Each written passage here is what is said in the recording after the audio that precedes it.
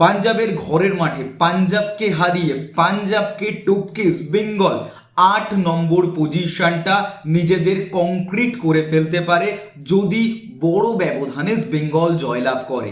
এবার এখানে কি কি চেঞ্জেস বা ট্যাকটিক্যাল পরিবর্তনগুলো ইস্ট বেঙ্গল টিমকে পজিটিভ ওয়েতে ঠেলে দেবে?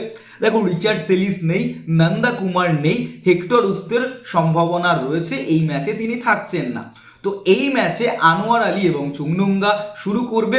আনোয়ার আলী প্রথম থেকে থাকলে অবভিয়াসলি ইস্ট বেঙ্গল ডিফেন্স অনেক বেশি সুরক্ষিত থাকবে এবং ইস্ট বেঙ্গলে পুরো ডিফেন্স লাইনটাই আমরা দেখতে পারবো যে স্বদেশি ফুটবলাররা খেলছে।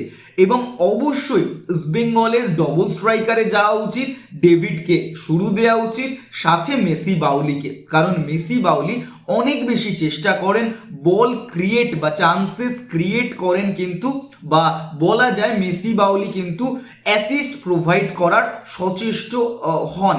তো সেখান থেকে দাঁড়িয়ে ইস্ট বেঙ্গলের অবশ্যই মেসি বাউলি এবং ডেভিডকে দিয়ে শুরু করা উচিত।